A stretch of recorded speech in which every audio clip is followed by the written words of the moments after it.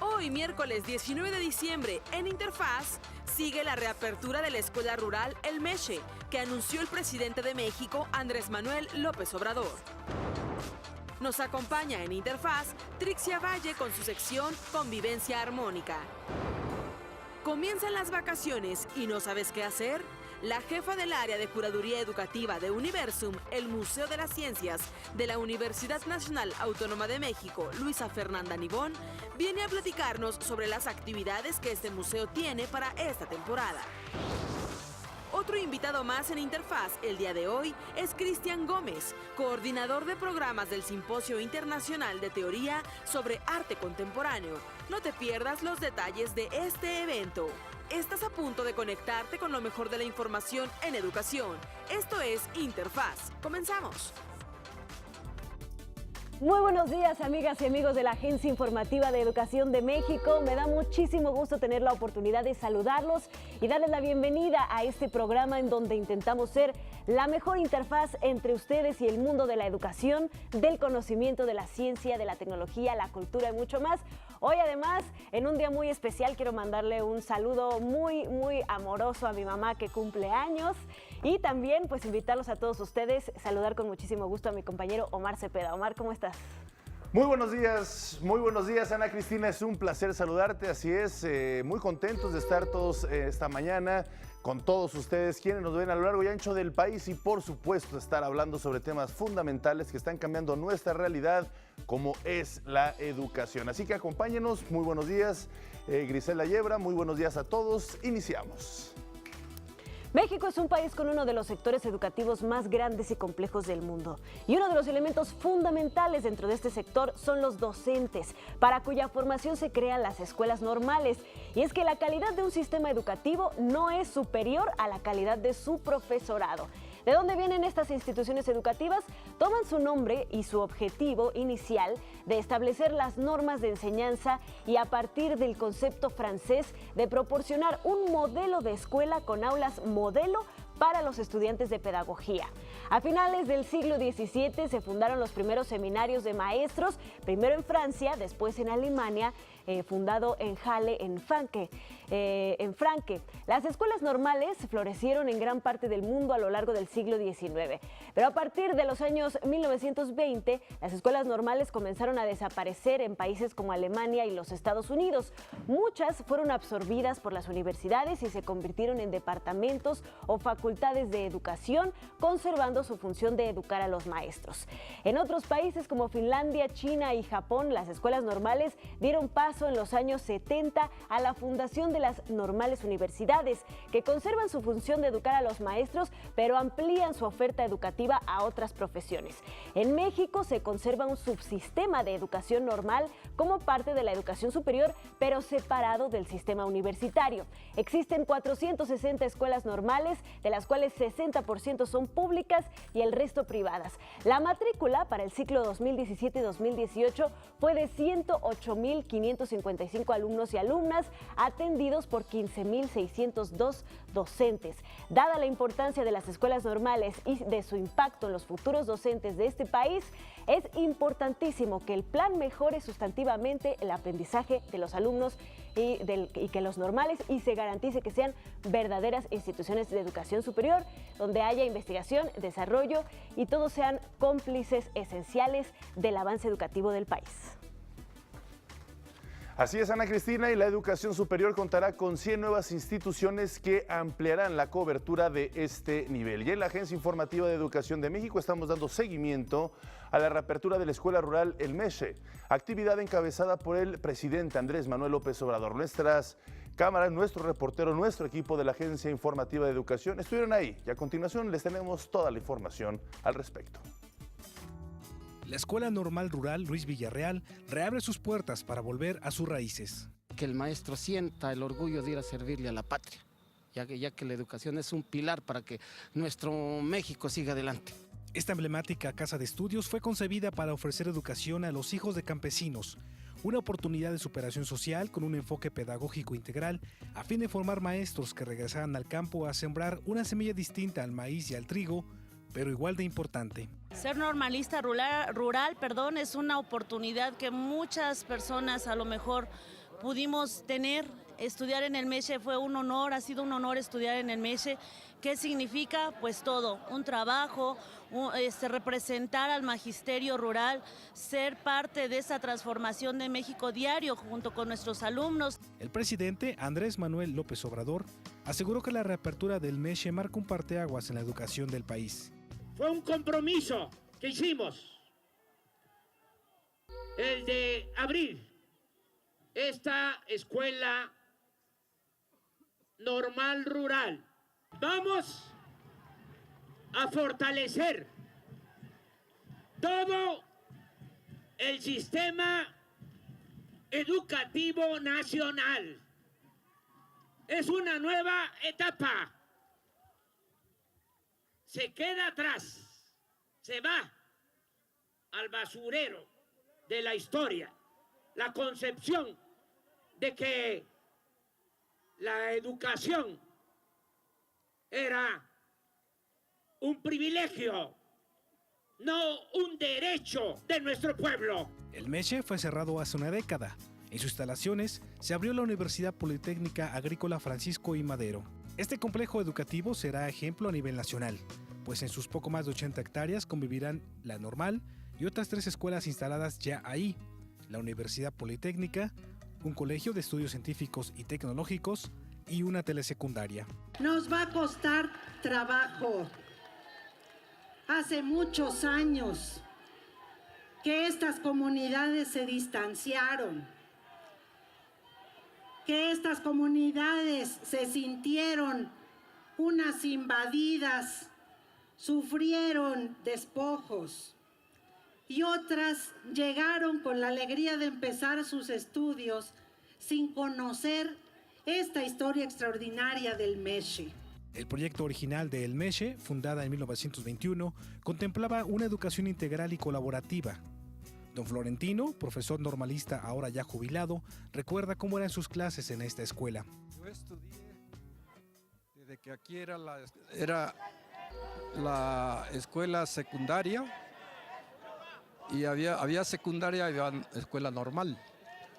Los que estábamos en secundaria pasábamos a la escuela normal y terminamos ya como profesores, ¿no?, de educación primaria. Las escuelas normales, el objetivo es de preparar a profesores con el único propósito de llevar los conocimientos e impartirlos a las comunidades, sobre todo a las comunidades rurales, para los hijos de campesinos, así como de obreros, pero de la gente más humilde, por decir, de la gente del pueblo.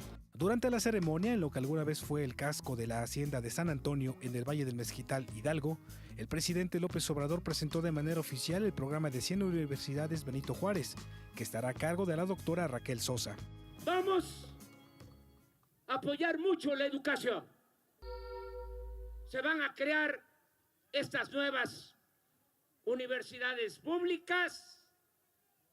Ya en el proyecto de reforma a la Constitución que envié, se contempla en el artículo 3 la gratuidad de la educación en el nivel superior, es decir, nivel básico, nivel medio, superior y nivel superior. Educación gratuita para los mexicanos. Es por eso que la iniciativa de reforma educativa, de veras reforma, que acaba de incluir el presidente y que envió a la Cámara de Senadores, pone en primer lugar la educación gratuita, la educación obligatoria, la educación para todos. Esa es nuestra prioridad, y que ningún joven quede excluido.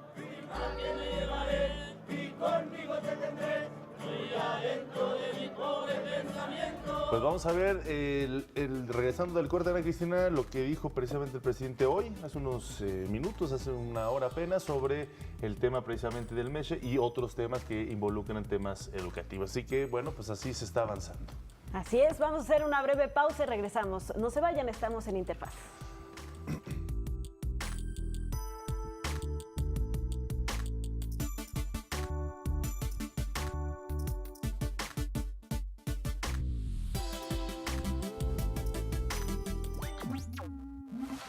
y miércoles 19 de diciembre en Interfaz sigue la reapertura de la escuela rural El Meche, que anunció el presidente de México, Andrés Manuel López Obrador. Nos acompaña en Interfaz Trixia Valle con su sección Convivencia Armónica. ¿Comienzan las vacaciones y no sabes qué hacer? La jefa del área de curaduría educativa de Universum, el Museo de las Ciencias de la Universidad Nacional Autónoma de México, Luisa Fernanda Nibón, viene a platicarnos sobre las actividades que este museo tiene para esta temporada.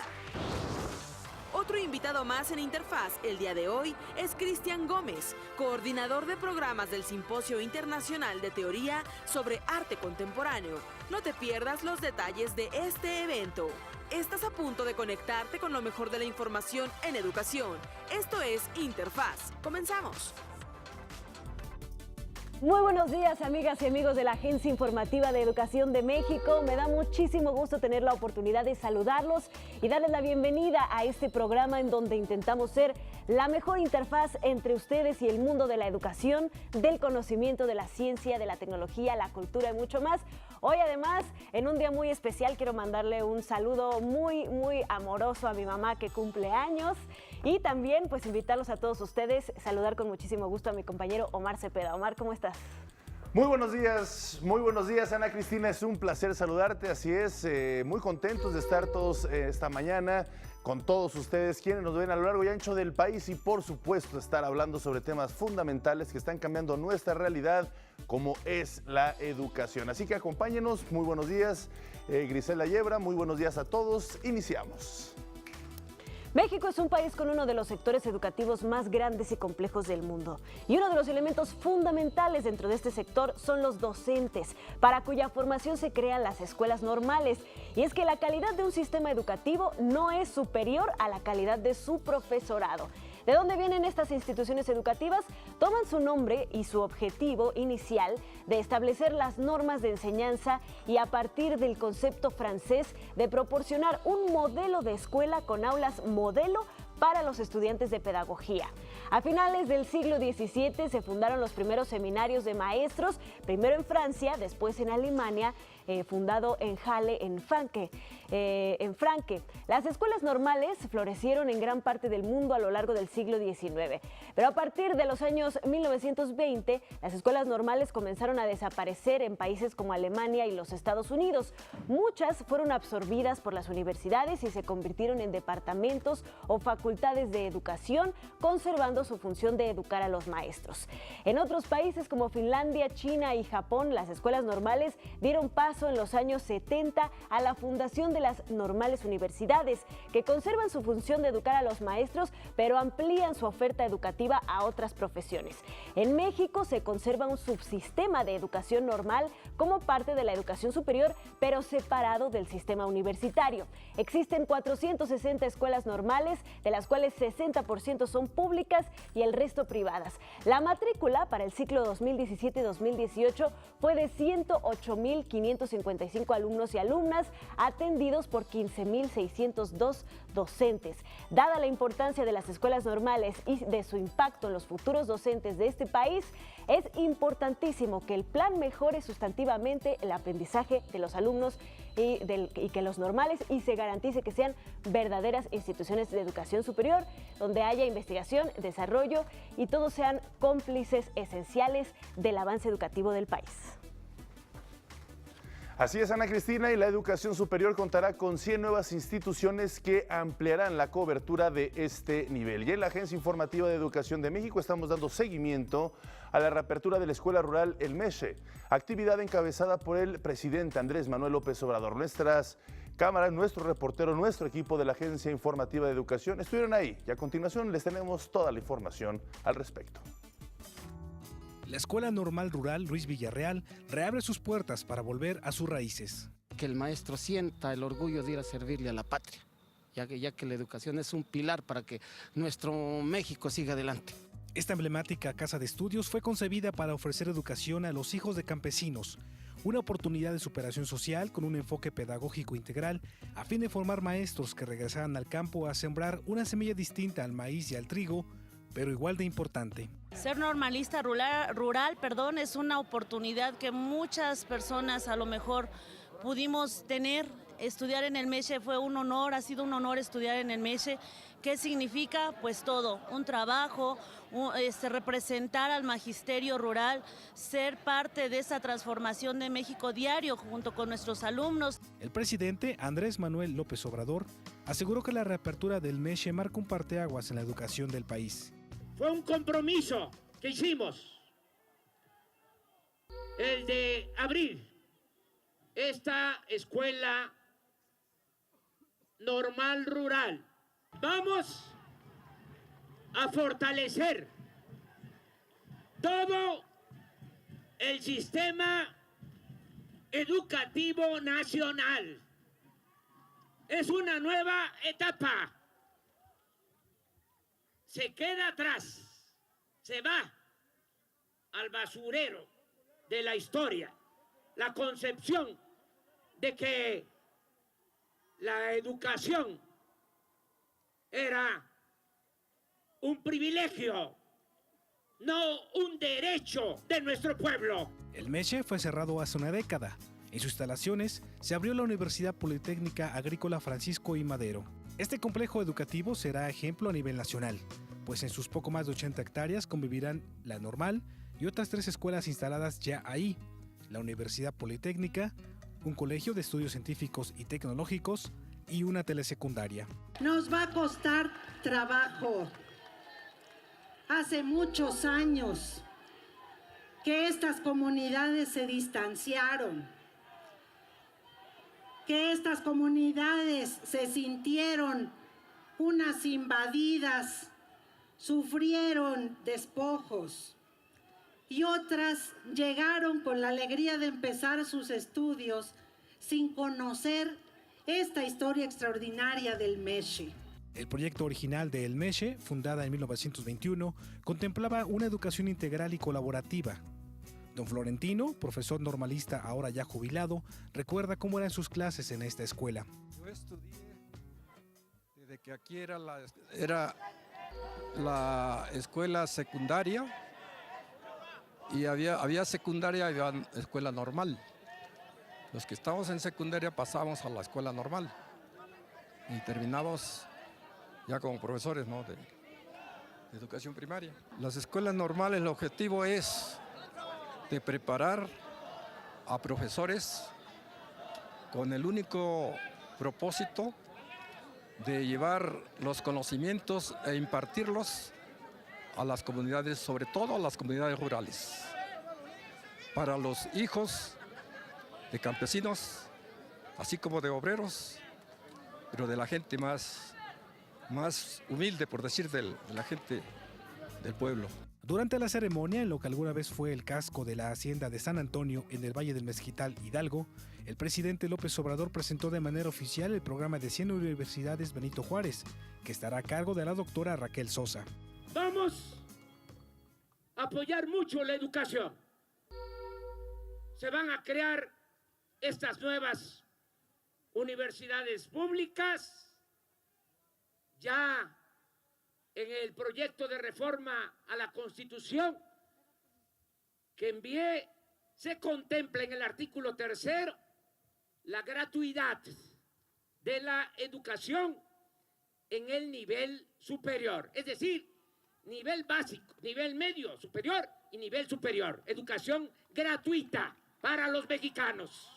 Es por eso que la iniciativa de reforma educativa, de veras reforma, que acaba de incluir el presidente y que envió a la Cámara de Senadores, pone en primer lugar la educación gratuita, la educación obligatoria, la educación para todos.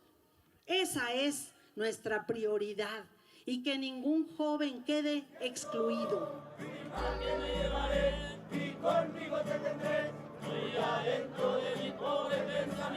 Pues vamos a ver, regresando del corte, Ana Cristina, lo que dijo precisamente el presidente hoy, hace unos minutos, hace una hora apenas, sobre el tema precisamente del MESHE y otros temas que involucran temas educativos. Así que, bueno, pues así se está avanzando. Así es, vamos a hacer una breve pausa y regresamos. No se vayan, estamos en Interfaz.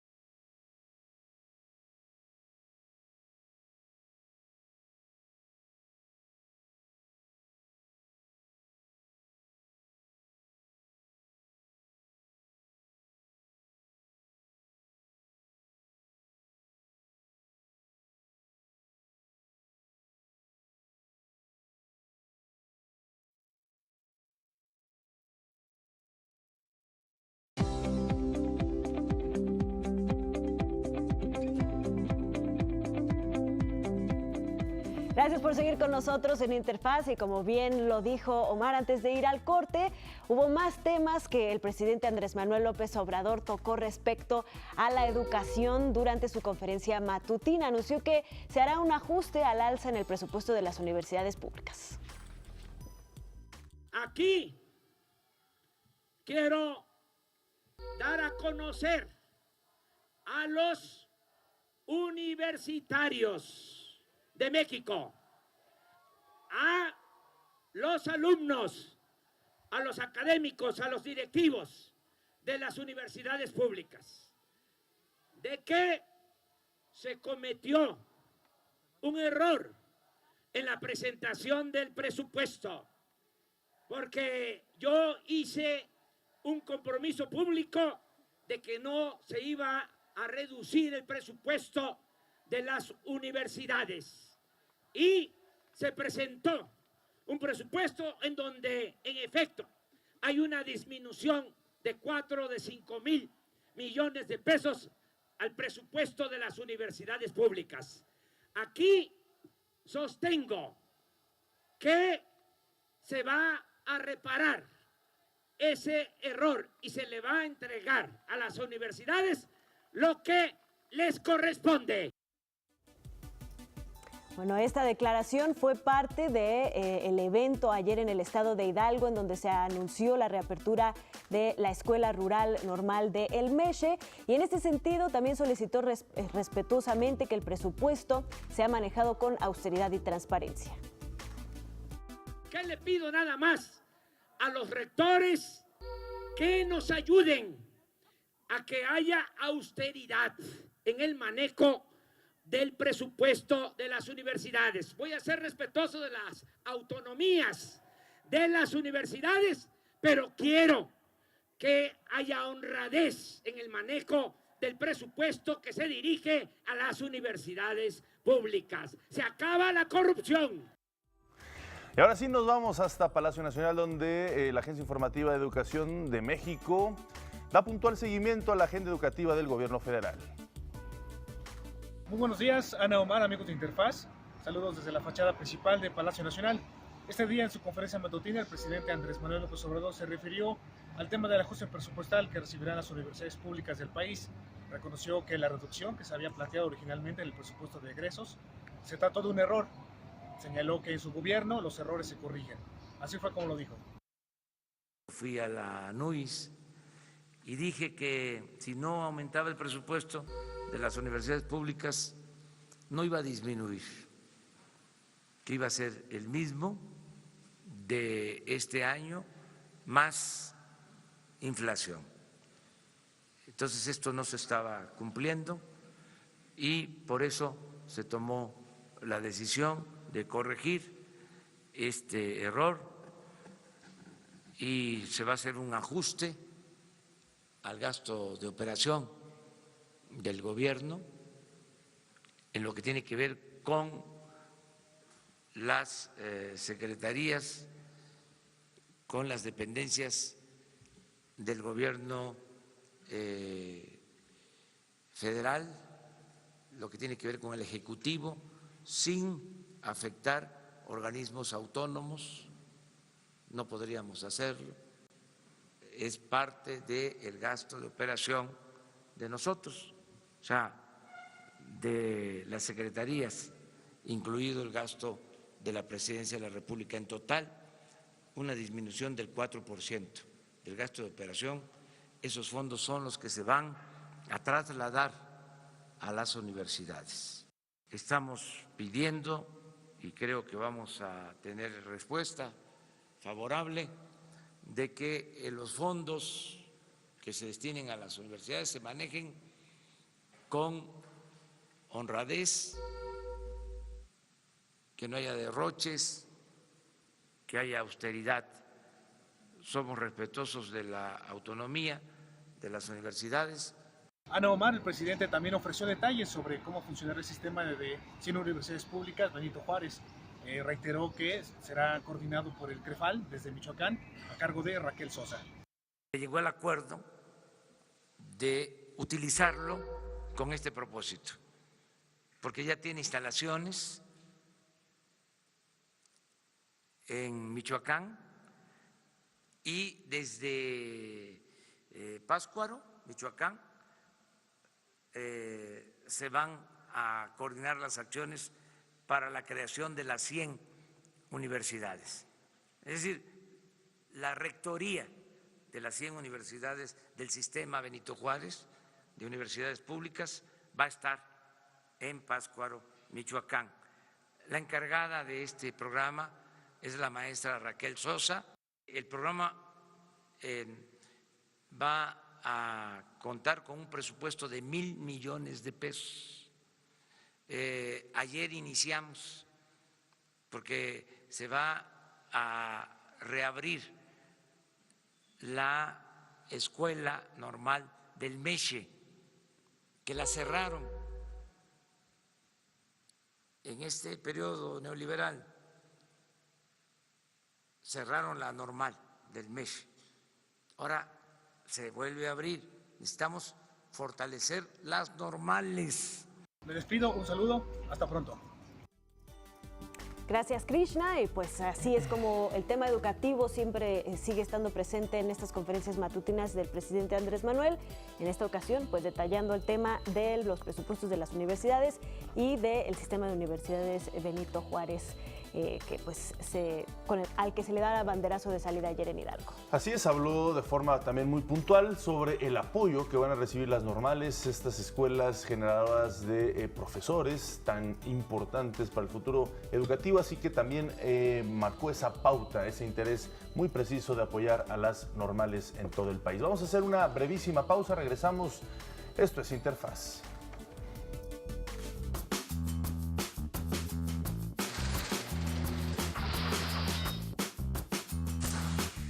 En 1883 nace Antonio Caso, filósofo, sociólogo y literato. Fue miembro fundador del Ateneo de la Juventud entre 1920 y 1923, rector de la entonces llamada Universidad Nacional de México.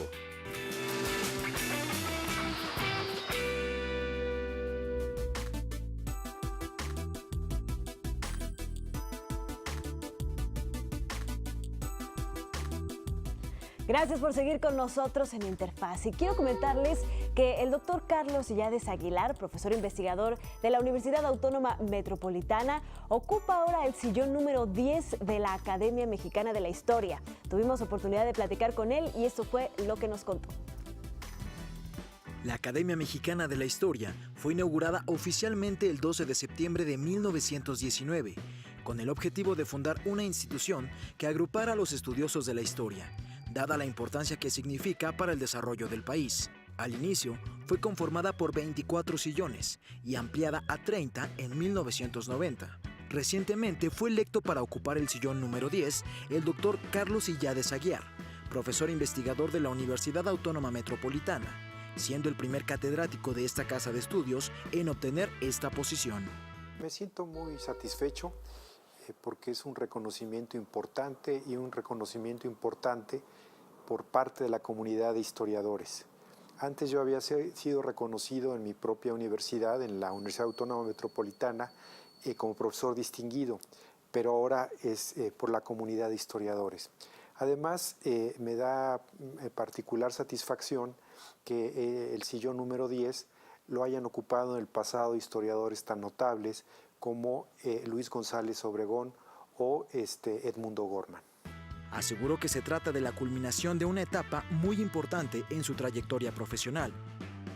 Recuperar e incentivar el estudio de la historia de las clases subalternas, de las oposiciones políticas, de los movimientos sociales, pero también otra cosa que me interesa mucho es la divulgación de la historia. Entonces, una de las cosas que yo trataría de impulsar es esta divulgación de la historia, que tiene también que ver con participar más en los medios, sean medios electrónicos, medios impresos. También hizo énfasis en lo que llamó la historia del presente, que se refiere a la visión del mundo actual y las circunstancias contemporáneas a partir de la reflexión de la historia. Desde la antigüedad se piensa que la historia es como la maestra de la vida, es lo que decía Cicerón. Desafortunadamente no es así. Es decir, nos gustaría que fuera así, pero la historia no se repite. En esa medida podemos quizá aprender algo del pasado, pero la historia está movida por circunstancias que los hombres no dominan. Entonces, en esa medida, digamos, la historia nos puede ayudar a pensar el presente, pero no a prever o adelantar lo que puede ser el futuro, aunque sí nos puede dar algunas directrices importantes. Destacó que la enseñanza de la historia debe generar interés de las nuevas generaciones y hacer conscientes a los jóvenes de cómo los procesos históricos se relacionan con su entorno. Yo creo que una manera de llamar la atención es enseñándola bien, pero enseñándola bien en el sentido de hacer comprender, digamos, a los jóvenes, a los estudiantes, que ellos son parte de un proceso más amplio. Esto es, la historia tiene que vincularse con su vida, con lo que hacen, con el mundo del cual participan, y así creo que es más fácil que capten la relevancia que tiene este campo de conocimiento. O sea, somos seres históricos. Y el Instituto Politécnico Nacional realiza brigadas multidisciplinarias de servicio social comunitario. Esto para llegar a proporcionar apoyo a las comunidades con menores oportunidades de desarrollo en el país. Conozcamos esta labor del Instituto Politécnico Nacional.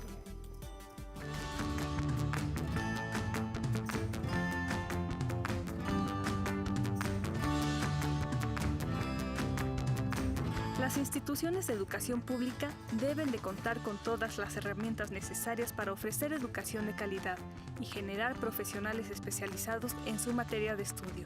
Es un derecho de todo estudiante, pero también obligación el responder con entrega y dando el máximo esfuerzo en su trayectoria académica y profesional. Sin embargo, existen comunidades en las que la impartición de educación presenta varias dificultades. Las cifras oficiales indican que 43.6% de la población mexicana vive en condiciones de pobreza, es decir, 53.400.000 personas. De ellas, 44 millones viven en pobreza moderada y 9 millones padecen de pobreza extrema. Para refrendar su compromiso con la sociedad y poner la técnica al servicio de la patria, el Instituto Politécnico Nacional realiza las brigadas multidisciplinarias de servicio social comunitario.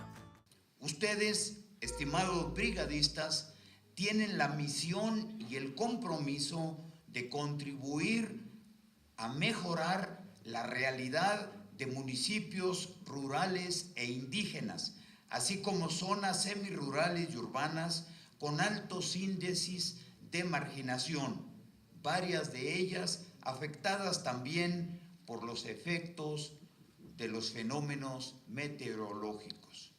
A través del Plan Nacional de Servicio Social en zonas ejidales, los estudiantes del Politécnico tendrán la invaluable oportunidad de trabajar en equipo solidariamente, con lo que fortalecerán su formación personal y académica. Además, desarrollarán proyectos asistenciales y productivos orientados a mejorar las condiciones de salud integral, apoyar el desarrollo urbano y la administración municipal, participar en trabajos de mantenimiento y, sobre todo, impulsar programas educativos. Se estima que el programa de brigadas de otoño 2018 beneficiará a una población de 333,000 habitantes de 33 municipios con alto nivel de marginación. Además, se brindará atención médica en las unidades móviles. Aunque en un principio el servicio social es un trámite para la titulación, resulta de suma importancia la elección de la opción como voluntarios para realizar estas actividades. Integradas por 800 brigadistas de 57 programas académicos diferentes, así como 85 coordinadores, quienes, contagiados por esta vocación, van a poner en práctica los conocimientos adquiridos en las aulas, talleres y laboratorios. La Semana de Servicio Social de este periodo visitará 2 estados de la República: Ciudad de México, Chiapas, Estado de México, Hidalgo, Jalisco, Puebla, Quintana Roo, Oaxaca, San Luis Potosí, Sinaloa, Tlaxcala y Yucatán. Queremos decirles que cuentan con el Politécnico Nacional para empujar juntos en la misma dirección. Los interesados en inscribirse a próximas brigadas pueden solicitar información en la Coordinación de Plan Nacional de Servicio Social en zonas ejidales. Pues sin duda el servicio social es uno de los requisitos más importantes que la mayoría, si no es que todas las instituciones de educación superior, pues ponen para poder completar esta parte de la formación de los mexicanos. Así es, Ana Cristina. Sin duda, fuerte abrazo a toda la comunidad universitaria. Vamos a hacer una pausa, regresamos.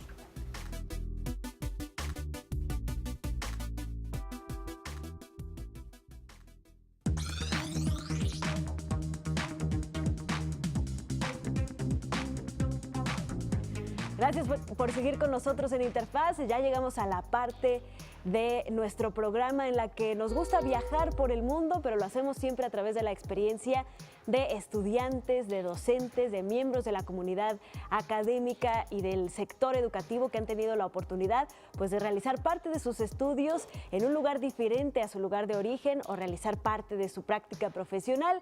Y en esta ocasión nos acompaña en el estudio Alan Ordóñez.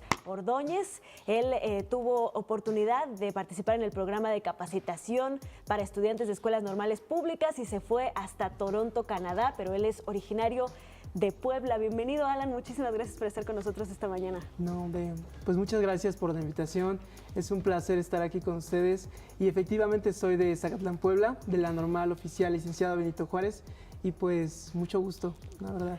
Bienvenido, Alan, un placer saludarte. Platíquenos, Alan, ¿cómo fue todo este proceso para poder tener acceso a esta gran oportunidad de que fueras a perfeccionar tu inglés a Toronto, Canadá? Claro que sí, pues la idea surge por los comentarios de familiares que han ido a otras partes del mundo. Por ejemplo, mi hermano me comentaba, él habla inglés y me comentaba acerca de un viaje que había hecho a Nueva York y entonces me surge esta idea de estudiar también, perfeccionar la lengua. Ya había tenido algún conocimiento del inglés. En este caso, como me estoy preparando para ser maestro en telesecundaria, surgió la beca a Toronto, Canadá, para perfeccionar el nivel de inglés 2 meses. Decidí aplicar en la fecha de la convocatoria. Todo afortunadamente pues me fue de maravilla. Salí beneficiado con el programa. Y ¿qué es lo que te iba a preguntar, Alan? ¿Quién ofrece estas becas y para quién van dirigidas estas becas? Sí, estas becas las ofrece la Secretaría de Educación Pública y van dirigidas a todos los estudiantes de escuelas normales públicas en el estado, bueno, en este caso en el país, del estado de Puebla. Me parece que fuimos varios beneficiados también, entre ellos pues yo estuve en Toronto, algunos otros más en Vancouver. Claro, ¿y qué requisitos debes de tener? O sea, que la gente que nos esté viendo, que también está en tu misma circunstancia, dice, bueno, ¿cumplo los requisitos o no? Claro. ¿Y cuántas personas se van y cuántas personas aplican? El perfil, es muy importante que se cuente con un nivel de inglés mínimo de B2 en el marco común europeo, ya que lo aprovecharías muchísimo, pues vas a poder comunicarte con las demás personas en inglés, puedes compartir tu cultura. En este caso son 100 alumnos los que fueron beneficiados con la beca. 50 de ellos estuvimos en Toronto y los otros 50 en Vancouver. Correcto. Y bueno, ciudades preciosas de habla inglesa. Claro. Las personas todo el tiempo pues te imbuyen en esto de hablar inglés todo el tiempo. Claro. Sí. Y precisamente, Alan, cuéntanos un poco más de esta experiencia ya de ti estando ahí en Canadá, porque pues se tienen dos vertientes, ¿no? Por un lado, ¿cuál es la importancia de que un estudiante normal domine el inglés? Y por otro lado, pues todas estas experiencias que viviste de conocer personas de todo el mundo, de conocer una ciudad nueva, un lugar del mundo diferente. ¿Cómo todo eso lo traes a tu práctica docente y a tu práctica como estudiante normal? Pues hay bastantes aspectos en el cual, para empezar, un estudiante de escuela normal como lo soy, necesita hablar inglés, porque yo creo que tú no puedes enseñar algo que tú no sabes. Entonces, nosotros somos futuros docentes y debemos tener en cuenta que para poder enseñar inglés a nuestros alumnos, en este caso yo estaré laborando en secundaria, ellos necesitan tener un buen profesor de inglés que les comparta esta experiencia, incluso los motive a seguir aprendiendo la lengua y pues incluso compartir por ahí alguna historia de cómo conocí a algunos amigos de Turquía, de Brasil, de Colombia y claro, este tipo de cosas deben compartirse.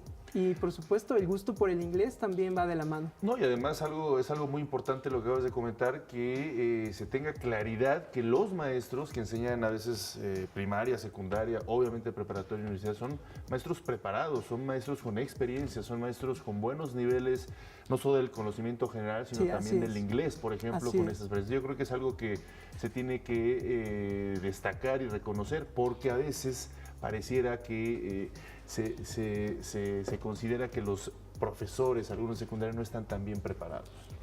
Sí, en este caso se da por la poca difusión que se tenía del idioma inglés, ya que no se tomaba con seriedad el estudio del idioma, ¿verdad? A veces nosotros somos un poco renuentes al idioma porque no nos sale la pronunciación, porque a veces las palabras no las memorizamos o no sabemos cómo se entabla una conversación. En este caso, es irle agarrando el modo, irle agarrando el gusto y saber que es muy funcional, saber que por medio de este idioma, del inglés, yo pude, por ejemplo, en una vivencia, compartir cultura de México, compartir que tenemos riqueza histórica, en historia, en recursos naturales, en comida. La gastronomía es fantástica. A los canadienses les gusta mucho la comida mexicana. Entonces, todo este tipo de cosas a través de la lengua te dan una satisfacción. Realmente es algo invaluable. Claro, ¿sí? Sin duda. Comunicarte. Claro. Alan, ¿cómo cambió tu perspectiva de tu futuro a raíz de esta experiencia? Es decir, ¿cuáles son tus planes y cómo has incorporado a ellos pues haber podido ir a Canadá, conocer a todas estas personas y tener un dominio del inglés mucho mejor? Pues para lo que viene en los años, en mi futuro, es que seguirme preparando, seguir siendo mejor docente, seguir con el dominio de la lengua, no dejarlo en lo que ya obtuve, sino seguir desarrollándome profesionalmente y por supuesto seguir practicando el inglés, seguir hablándolo, seguir en contacto con mis amigos, pero sobre todo es el seguir dominando la lengua, seguir preparándome como profesional y echarle muchas ganas a lo que viene, ¿verdad? Bueno, pues rápidamente, en 20 segundos, invita a tus colegas para que se motiven a ir, por qué sí deben de ir, pero a ver si se puede en inglés. Así es. Do you want that I speak English? Okay, the message for you, I think, it's that the past doesn't come back, so if you have to do something today, just do it. Don't wait for the next day or the next year. It's important for all the future teachers from Mexico that we work hard and always, all the time, give the 100%. Excelente. Pues ahí está, se aprende, ya vieron, muy bien, te agradecemos muchísimo que hayas estado con nosotros, Alan, felicidades, tienes una excelente trayectoria, gracias por estar con nosotros. Gracias, un placer, muchas gracias a ustedes. Una pausa, regresamos.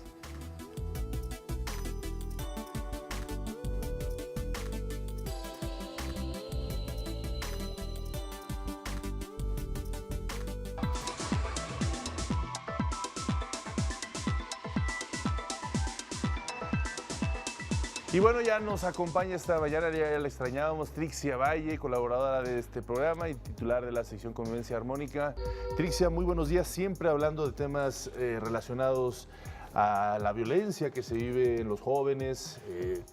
Se comenta como el bullying, como comúnmente se conoce a nivel popular, pero bueno, siempre ha cobrado diferentes aristas. Por fortuna existen voces como la tuya que constantemente están revitalizando y recomendando cosas que hacer, estando con los jóvenes muy de cerca, lo hemos visto de forma directa. Trixia, muy buenos días, gracias por acompañarnos nuevamente.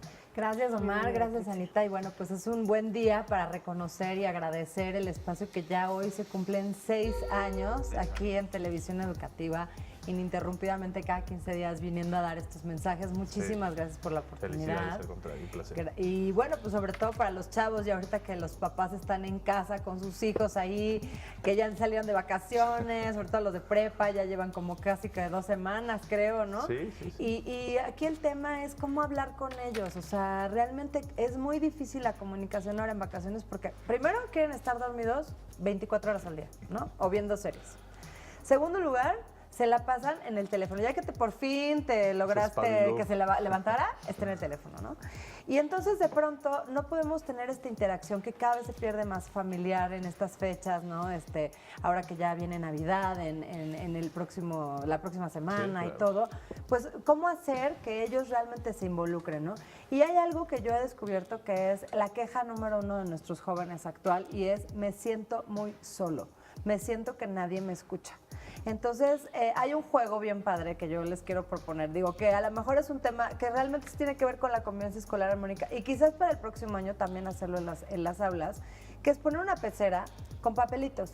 Tu serie favorita, tu programa favorita, tu momento favorito del año, algo que se te cumplió, el día que mejor te la pasaste, alguna comida diferente que probaste. Y entonces van sacando papelitos. Y el chiste es que todo el mundo te está escuchando. O sea, si se hace en familia. Yo me acuerdo que el año pasado lo hicimos y mi tío, que ya es bastante grande, se le salieron hasta las lágrimas y dijo: es que hace años que no me sentía tan escuchado, ¿no? O sea, sentía que todo el mundo me estaba poniendo atención y que era importante para alguien, ¿no? Claro. Y esto es algo que los jóvenes de verdad están careciendo muchísimo. Están mis sobrinos adolescentes, mis hijos igual, así de: ¿puedo sacar otro papelito? ¿Puedo ahora yo decir no sé qué? Porque nos encanta sentirnos escuchados. Entonces yo creo que el mejor regalo que le podemos dar a nuestros hijos esta Navidad es hacerlos sentir importantes, escuchados, parte de algo, ¿no? Estamos contra un mundo que nos dice: tú eres individual, no hay nadie más importante que tú. Pero en el sentido de que nosotros los hagamos sentir parte de algo, es en donde recuperamos el liderazgo, ¿no? Entonces, pues que estas fechas sean para eso. Claro. Sí, sobre todo recordar, ¿no, Trixia? Porque también se prestan mucho estas fechas con todo el tema de las dinámicas consumistas, ¿no? Que nos dicen: lo importante de la Navidad y del Año Nuevo es quién da el mejor regalo, cuántos platillos de comida, quién lleva la mejor botella a la cena, pero realmente pues tomar más bien un tiempo para respirar, estar en familia, y que lo importante es realmente la convivencia, ¿no? Estas reuniones que se dan muy pocas veces en el año y no tanto los regalos o las comidas, o siempre y cuando son los regalos o son las comidas, siempre y cuando sean un pretexto para convivir, ¿no? Exacto, es el pretexto, como bien dices, Anita. Y algo súper importante también es en el tema de los regalos, o sea, que sea realmente, o sea, decir: ¿por qué pensé en ti en esto? O sea, como que darle un sentido diferente, claro, ¿no? Que no sea nada más la caja y casi todos al mismo tiempo abriendo. Y luego se convierten las reuniones en selfies, ¿no? Mira mi regalo, mira qué padre me lo estoy pasando, no sé qué. Y al final no hay contenido, ¿no? Yo me acuerdo que mi hijo chiquito, porque todos nos la pasamos en el teléfono, sí, o sea, de repente lo que más valora, ayer que estábamos cenando, me dijo: ma, gracias por estarme escuchando, y tiene 4 años, ¿no? Entonces, de verdad, estamos en un mundo que no nos permite tener estos momentos, en estas fechas que son casi 15 días de mucha conexión. Pues ojalá que podamos convivir armónicamente así. Claro, y es importante que lo lleves en este momento, porque se tiene mayor tiempo quizá para este tipo de convivio, para este tipo de diálogos, escucharnos, pero al mismo tiempo creo que esta reflexión debe servirnos para todo el año, ¿no? Porque precisamente ocasiona a veces que la incapacidad de escuchar al hijo, sobre todo, puede de repente estar lleno de problemas el niño, como temas como el bullying, como temas como otro tipo de cuestiones. Entonces, de ahí la relevancia de saber escuchar, de saber establecer un diálogo, una interacción y, por supuesto, una relación, ¿no? Tal cual. Así es, el buen líder comienza escuchando a quienes está guiando, porque si no escuchas, pues realmente no puedes guiar. Claro. Y para los maestros, pues esto mismo, ¿no? Que jueguen a sus papelitos, incluso si das ciencias naturales, a lo mejor haces tus papelitos de ¿qué piensas de la rana azul de, no sé, no sé, algún cuento, por ejemplo. O un cuento, o quién quiere participar, y que poco a poco, porque es de las cosas que más te dejan. Creo que las dinámicas en donde todo el mundo escucha tu opinión es de las que más te dejan a nivel educativo, cognitivo, donde absorbes realmente el conocimiento y donde te genera mucha autoestima, ¿no? Porque te da voz. Claro. Y escuchar, pues un excelente momento también para darse cuenta si existen todos estos problemas tan recurrentes en estos momentos en las escuelas. Ahora que se toma un espacio, ¿no?, en los ciclos escolares, la mayoría están en el mismo ciclo, ¿no? Empiezan uno nuevo, entonces es un buen momento para escuchar y pues si existe algún problema después de las vacaciones acercarse con las autoridades educativas si existe algo que haya que resolver. Y creo que ese puede ser el tip de cierre, ¿no? O sea, si tú detectas que tu hijo no te mira a los ojos, se empieza a jorobar, empieza a estar así como que su energía hacia abajo, pasa muchas horas dormido, todos duermen muchísimo, o sea, eso sí, aclaro, ¿no? En estas Parte de la edad. Pero exagerado, que no quiere levantarse. Ensimismado, callado, ¿no? Ensimismado, callado, no quiere hablar, ¿no? Son 3 señales inequívocas de que necesitas ir hacia adentro porque algo a lo mejor está pasando. Entonces, este momento de observar y escuchar creo que es importante. Muy bien, Trixia, pues te deseamos felices fiestas. Gracias por acompañarnos en este cierre de año. Nos vemos, por supuesto, el próximo. Y con más temas, seguramente más libros, más entrevistas. Siempre nos traes invitados, manojos de grandes invitados que confluyen en estos temas tan importantes en este siglo XXI. Muchísimas gracias, Trixia. Al contrario, gracias y felicidades a toda nuestra audiencia, a ustedes y a todos. Al contrario, Trixia, igualmente, que felices fiestas con tu familia. Vamos a hacer una breve pausa, regresamos. Esto es Interfaz.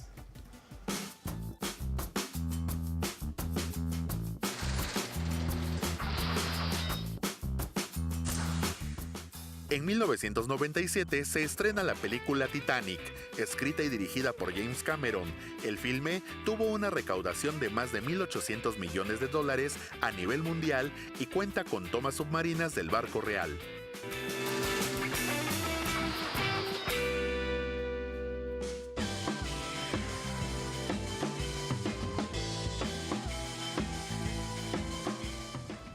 Y bueno, hoy tenemos una invitada muy especial. Se trata de Luisa Fernanda Nibón Ramírez. Ella es jefa del área de curaduría educativa en uno de nuestros museos favoritos de todos los tiempos, el Museo Universum, Museo de las Ciencias de la Universidad Nacional Autónoma de México.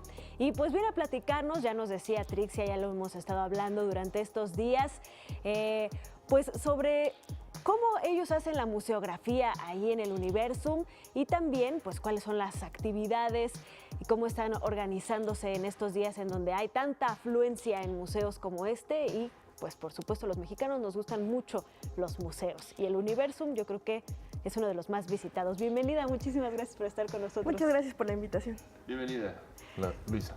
Platícanos un poco primero que nada desde pues tu papel como jefa del área de curaduría educativa, ¿cómo es que pues cuál es la diferencia entre curar un museo normal, ¿no? Digamos el MUNAL o un museo de estos tradicionales, a hacer una curaduría educativa? Bueno, pues primero desde el término, el curador educativo, generalmente nosotros vemos a los curadores como aquellos que por ejemplo, en los institutos de biología, son aquellos que cuidan estas especies, ¿no? Les dan todo este cuidado. Pero el curador educativo, así como su nombre lo dice, cuida los recursos educativos, cómo se presentan estos temas a los diferentes tipos de público, porque en Universum recibimos desde los más chiquititos, desde los 0 años, así están en brazos todavía y hay que ver ¿qué hacemos con ellos? Claro. Hasta los más grandes, ¿no? Recibimos también personas de más de 60, 70 años que están fascinados con estos tipos de temas.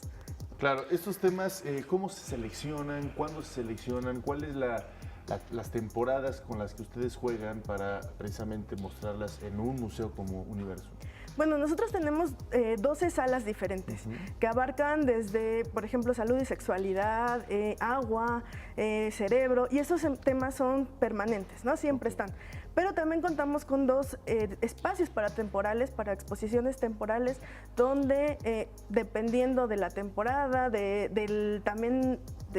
bueno, la curiosidad del público, ¿no? Ahorita tenemos las comunidades sustentables, que es un tema que llama muchísimo la atención y es una exposición temporal que ahorita estamos ofreciendo. Claro. En ese sentido, ¿cómo han visto en este periodo de tiempo que la gente se involucra cada vez más con este concepto de los museos interactivos, ¿no? Que no muchas personas entienden de qué se trata, que pueden no solamente ir y ver, sino que pueden tener una relación mucho más estrecha con el museo. Sí, bueno, los museos empezaron como un apoyo, ¿no? para la educación formal, pero se ha visto que en realidad ya no son tanto ese apoyo, ¿no? Ya no es que tengas que ir a la escuela para poder ir al museo. Ya ahorita puedes ir sin tener conocimiento del tema y es nuestra labor que el público se interese por ese tema. No va a salir siendo un experto en química, en biología, en todo esto, definitivamente no, pero sí, nosotros lo que queremos es meterle esa curiosidad para seguir investigando, para decir, por eso suceden las cosas, ¿no? Y en realidad nosotros es muy, muy rico ver que somos también, que damos esa chispa de la vocación, ¿no? De que de repente llegan niños que dicen, es que yo vine de más niño y ahorita quiero estudiar química, y ahorita quiero estudiar biología. Entonces, esa es la idea, esta interactividad donde tocan y prenden, entonces se van interesando y llegan a su casa a seguir investigando. Claro, eso que acabas de comentar me parece, creo que es la clave de un museo con estas características como Universum, ¿no? Cómo hacer que la gente, sin ser especialistas, logre entender algunos elementos, algunos aspectos quizá básicos, pero también, por supuesto, visuales, pues por supuesto porque se están mostrando. ¿Qué equipo está constantemente interactuando para la generación de este tipo de mensajes, que sean mensajes adecuados a las personas que van desde niños, jóvenes, especialistas, en fin? ¿Cómo se logra este consenso? ¿Quiénes están detrás de este trabajo? ¿Hay equipos especialistas, además de los curadores? ¿Cómo se confluye en esta realidad? Bueno, el área de curaduría educativa consta de 12 personas que tienen especialidad en biología, química, física. Ellos son los especialistas en los temas en sí. Pero también tenemos muchísimos otros equipos, que es el área de contenidos, que son los que nos ayudan. A veces nosotros nos elevamos demasiado y queremos explicar ciclos biogeoquímicos y de repente nos dicen, no, espérate, vamos a explicarlo más abajo, ¿no? Es desde el principio. Entonces ellos son los que nos ayudan mucho. Entonces el equipo de contenidos está ahí. También tenemos un área de eventos especiales donde, por ejemplo, estas exposiciones temporales, que son eventos especiales, nos ayudan con la inauguración, con cómo presentarlo, cómo decir todo esto. Entonces son 5 equipos diferentes en el museo que pues todos están enfocados a presentar estos diferentes temas. Claro. Y bueno, Luisa, otro aspecto muy importante que queremos platicar obviamente en estas fechas es qué es lo que pueden ir a hacer en estos momentos las personas que quieran visitar el Universum. Bueno, pues ahorita, como les comentaba, tenemos la exposición temporal Comunidades Sustentables, donde se muestra todo sobre el cacao, sobre la madera, cómo es que se sacan estos diferentes recursos, pero de una manera sustentable, ¿no? También tenemos una exposición de rebozos, donde son rebozos pintados a mano, que el tema es empoderar a la mujer. El tema es género y son 46 rebozos donde se toma el tema de cómo la mujer ha estado creciendo en todos estos ámbitos, ¿no? Tenemos además las 12 exposiciones permanentes, como les comentaba, que tenemos desde cerebro, agua, evolución, todos estos temas de biología, física también tenemos ahí para que se den toques, el Van der Graaf, que les encanta, que yo no sé por qué a los niños les fascina darse toques ahí, y bueno, además vienen cosas muy interesantes también. En enero, más o menos por el 2021, tenemos eclipse lunar. Entonces vamos a tener observación lunar en la explanada de Universum. Correcto. Finalmente, Luisa, ¿cómo llegar al Universum? ¿Algún transporte público cercano? Sabemos que está dentro de lo que es Ciudad Universitaria, pero ¿qué transporte público queda cerca? Y también, rapidísimo, si abren todos estos días periodo ocasional. Abrimos de martes a domingo, los únicos días que cerramos son 24 y 25, 31 y 1. Y bueno, eso es importante, la llegada a Universum, porque como estamos dentro de CEU, sí, los accesos a CEU están cerrados. Entonces, la puerta más cercana a Universum, esa sí está abierta, que es Avenida del Imán, ahí se tiene que entrar. Y la manera más fácil de llegar en transporte público sería por Metro CU, y ahí pasa un pecero que pasa por toda Avenida del Imán, los deja enfrente de la puerta y ya pueden ingresar. Pues ahí están los datos. Muchísimas gracias por esta aclaración, porque luego la gente es tan grande, ciudad universitaria, que de repente dices, ¿por dónde? Pero bueno. Exacto. Gracias por habernos acompañado. Luisa, un placer. Muchas gracias. Gracias. Éxito. Luisa. Te esperamos pronto para que nos sigas contando más de la curaduría educativa del universo. Una pausa y volvemos con más a Interfaz.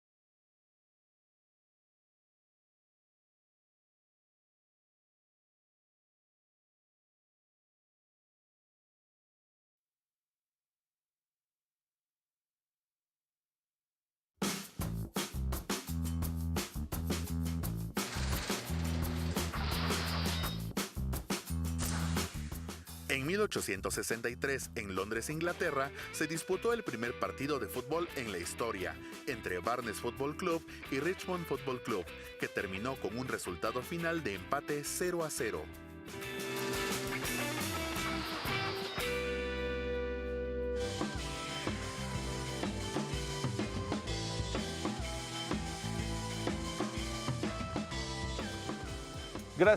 Gracias por continuar con nosotros. Les recuerdo que también nos puede seguir completamente en vivo en Facebook y en Twitter por la Agencia Informativa de Educación de México, AIEDMX, así que también nos puede seguir por ahí, además del 14.2 a nivel nacional.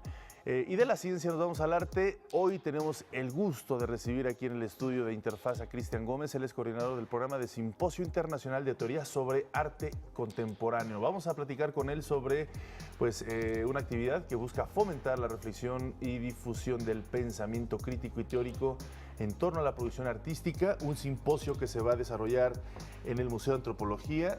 Va a durar 3 días, del 17 al 19 de enero, pero que lo organiza el Patronato de Arte Contemporáneo. Gracias por estar con nosotros, Cristian. Buenos días, gracias por la invitación. Si quieres empezamos por esa parte. ¿Qué es el Patronato de Arte Contemporáneo? Es una pregunta que nos gusta mucho compartir. El Patronato de Arte Contemporáneo es una institución independiente y ciudadana, formada por profesionales que han sido directores de museos o que son especialistas en el campo del arte, que convocaron a ciudadanos a apoyar con aportaciones voluntarias para apoyar proyectos artísticos específicos, especialmente de jóvenes, y ha sido muy importante porque desde el año 2000 han apoyado el desarrollo del arte contemporáneo en México y su profesionalización.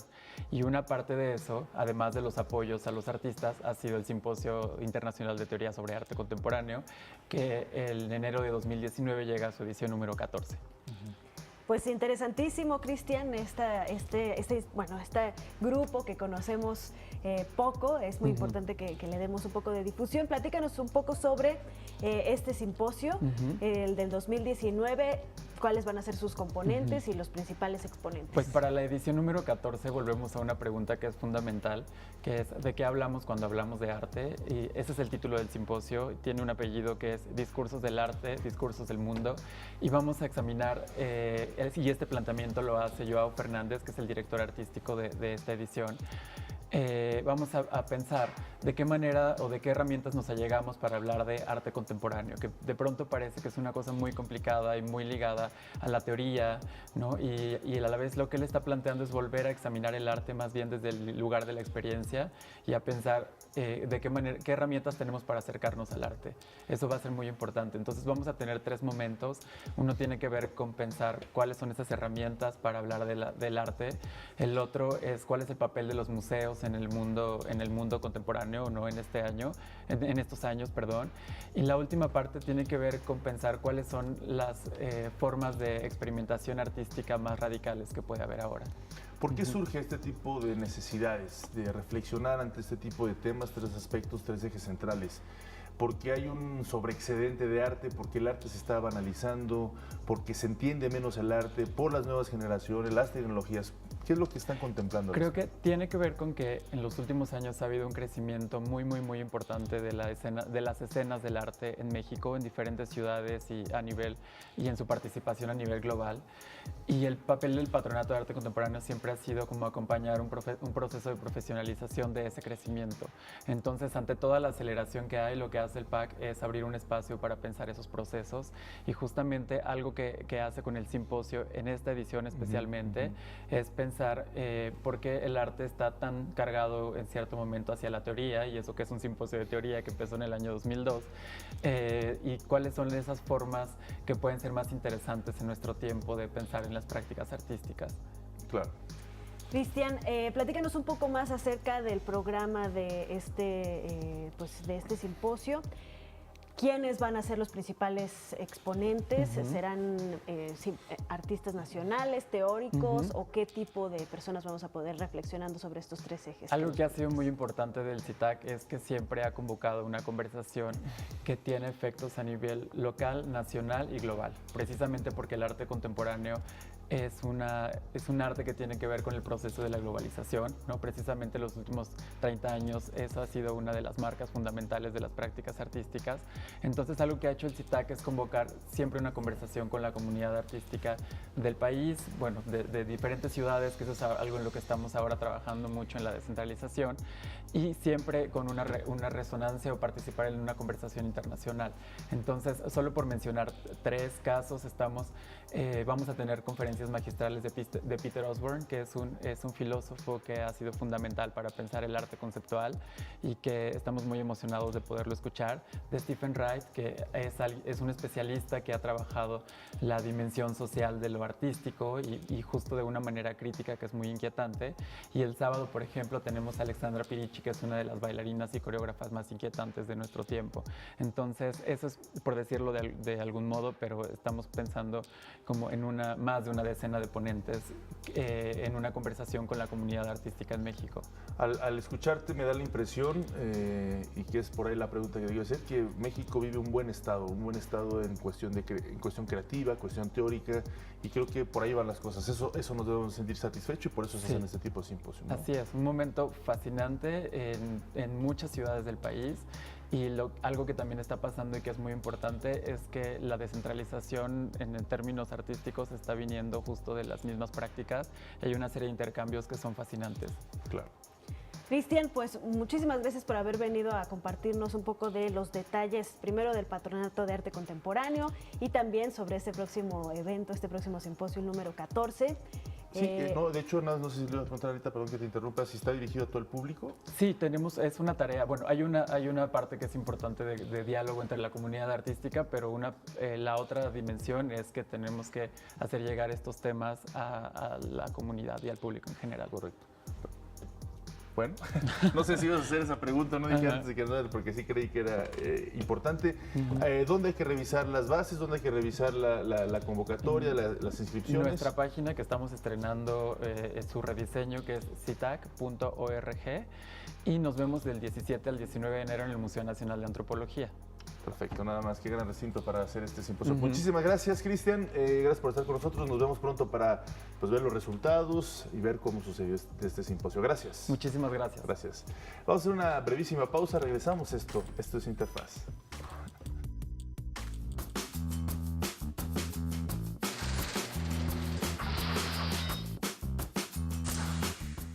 En 1997 se estrena la película Titanic, escrita y dirigida por James Cameron. El filme tuvo una recaudación de más de $1.800 millones a nivel mundial y cuenta con tomas submarinas del barco real.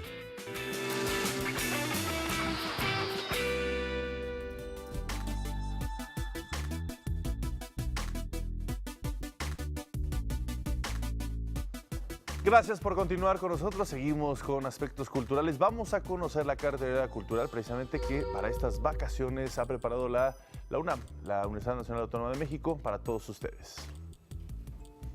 La época vacacional comienza y con ella llega una amplia serie de actividades culturales que desde los más pequeños hasta los más grandes podrán disfrutar. Del pasado 15 de diciembre al 6 de enero, la Universidad Nacional Autónoma de México mantiene sus puertas abiertas para que el público siga asistiendo a sus exposiciones, talleres, foros, eventos musicales y literarios.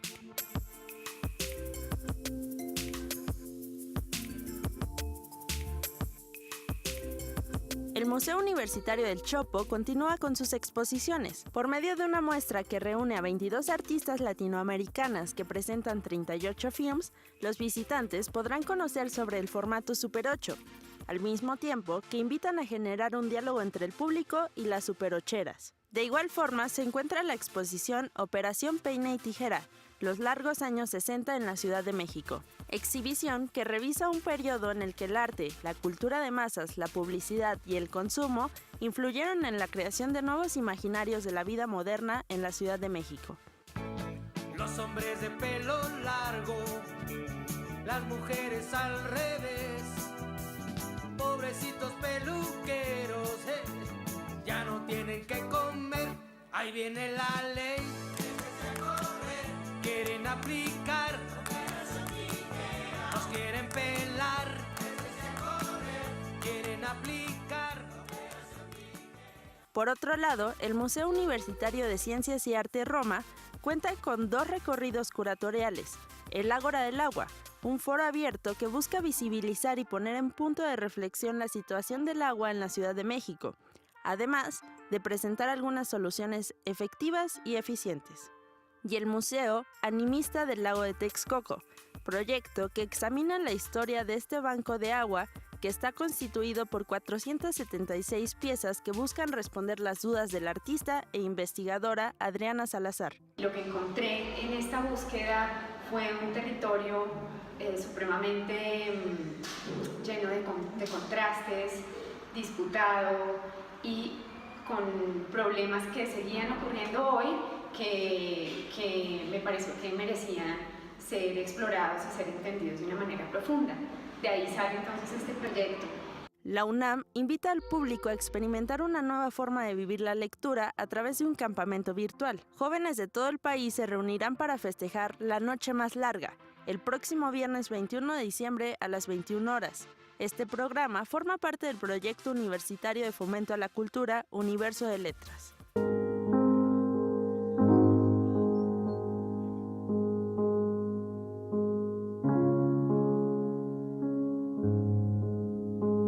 Para conocer más sobre el abanico de opciones de la Universidad Nacional Autónoma de México, ingresa a la página www.cultura.unam.mx.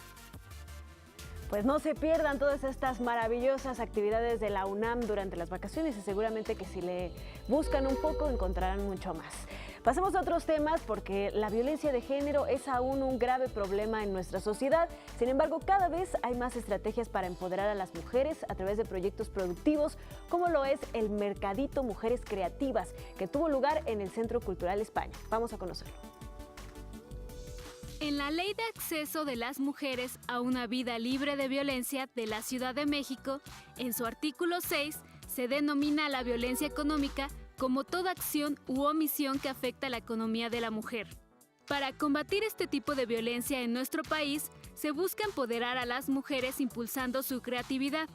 El proyecto Mercadito de Mujeres Creativas tuvo como objetivo promover el emprendimiento de las mujeres. En este participaron 36 marcas de diseñadoras independientes mexicanas, donde vendieron artículos fabricados por ellas mismas, como bisutería, ropa y tejidos. Además, se llevó a cabo un ciclo de 6 charlas en torno a la violencia de género. En estas pláticas se visibilizó la violencia contra la mujer, la disparidad del poder adquisitivo, la falta de acceso a la justicia, el feminicidio, entre otros temas. En las charlas se establecieron algunos puntos para contrarrestar la violencia contra la mujer, como educar a los infantes sobre la igualdad de derechos.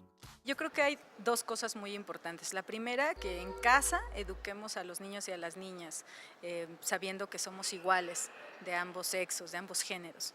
Y la segunda, que en las escuelas se tomen acciones y medidas como talleres y capacitaciones desde que son muy chiquitos para que conozcan la gravedad del problema y que todos tenemos derecho a una vida libre de violencia. Por último, 2 exposiciones. La primera son ilustraciones que buscan visibilizar los feminicidios en nuestro país. La segunda es la brecha del poder adquisitivo entre ambos sexos, en la cual participaron Rocío Arias y Daniel Gómez. Tenía muchas ganas de presentar justo una visualización de datos, pero con la que pudieran interactuar las personas. Este tema me parece muy relevante porque creo que las generaciones han ido cambiando con el tiempo. Si antes lo normal era que tú como mujer te quedaras en casa y se acostumbraba que los hombres fueran el sustento económico de las familias, y ahora pues además de que no alcanza, también las mujeres buscan desarrollarse profesionalmente. Para reducir la brecha salarial que existe actualmente, al ritmo en el que vamos, tardaríamos cerca de 200 años en reducirla.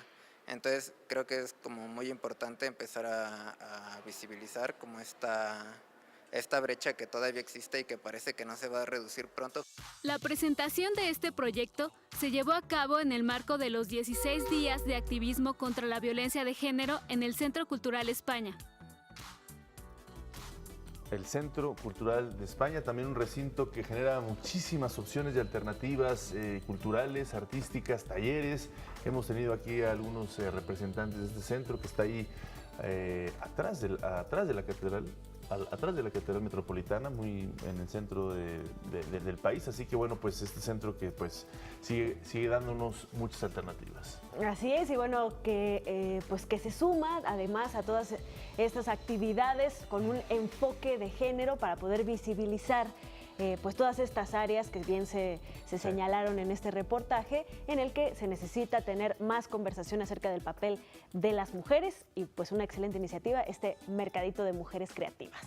Vamos a hacer una breve pausa y regresamos a la parte final de Interfaz, no se la pierdan.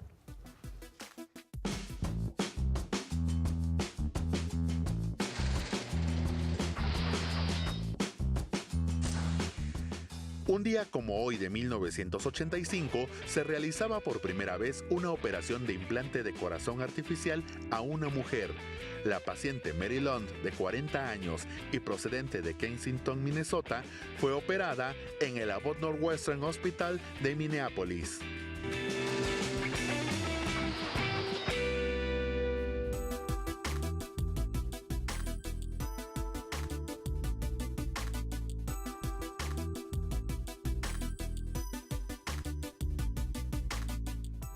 Por fortuna, la Ciudad de México recibe muchos visitantes estas temporadas decembrinas, nacionales e internacionales, y por supuesto sus museos recobran magia y recobran mucho valor. El Museo de Historia Natural también le tiene bastantes ofertas para este periodo vacacional.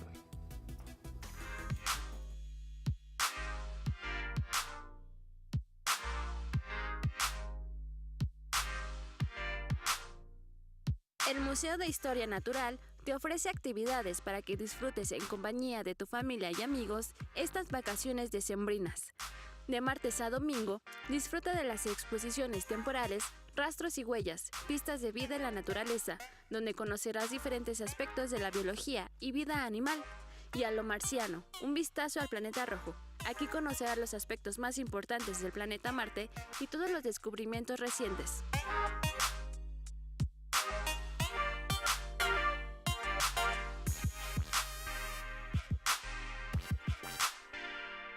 la exposición fotográfica ubicada en el vestíbulo del museo, a través de 27 imágenes, sabrás la importancia de la observación en las aves, cuyo fin radica en generar una cultura de aprecio y respeto a la naturaleza.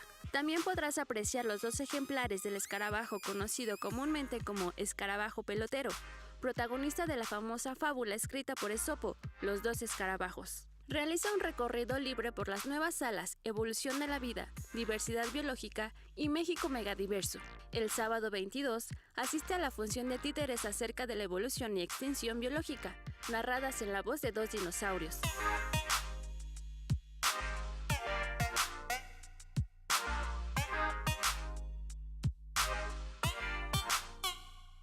Recuerda que todos los sábados y domingos habrá visitas guiadas.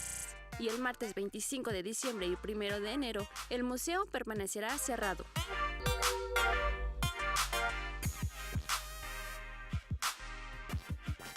Y uno de los programas pioneros del Laboratorio de Ciudadanía Digital del Centro Cultural España es el de Radio con Imaginación, un proyecto que busca que los niños se apropien de los medios y garanticen su derecho a la libertad de expresión y a comunicar. En la fiesta de aniversario del Centro Cultural España en México, los niños y jóvenes fueron los protagonistas. En el taller Radio con Imaginación, uno de los programas pioneros del Laboratorio de Ciudadanía Digital, han desfilado más de 4 generaciones de niñas y niños que han encontrado en la radio un espacio de expresión, desenvolvimiento personal y desarrollo de habilidades digitales. Mediante el uso de este medio, crearon comunidad y utilizaron esta herramienta para hablar de igualdad de género, derechos humanos, ciudadanía y diversidad cultural. De acuerdo con Zaida Ramos, la coordinadora de CCEMX Radio, el objetivo principal de la actividad era darles la voz y las herramientas a los niños para que fueran escuchados. Desde hace 2 años, buscan que los niños se apropien de los medios y garanticen su derecho a la libertad de expresión y a comunicar. El público de 8 a 12 años de edad creó con Imaginación un programa donde se hablará sobre la participación en una sociedad diversa y justa. A los alumnos se les impartieron talleres de radio y para evitar que el trabajo se quedara aislado o en un podcast de internet, se lanzó una estación en línea con la programación realizada por niñas y niños y producida por adolescentes y jóvenes de entre 15 y 25 años. Esta apertura o democratización de medios generó nuevos retos a la hora de trabajar con las infancias, tanto a nivel ético como creativo. En esta mesa se compartieron experiencias sobre cómo las TIC aportan hacia la construcción de ciudadanía crítica, el ejercicio de derechos de las infancias como la libertad de expresión y el derecho a comunicar, así como el desarrollo de habilidades sociales, técnicas y creativas. Los niños y niñas presentaron un radioteatro en 5 actos. A través de la dramatización, hablaron sobre los temas que escuchan todos los días y sobre los que es necesario conocer su opinión. Diversidad cultural, migración, espacio público, juego y aprendizaje con TIC.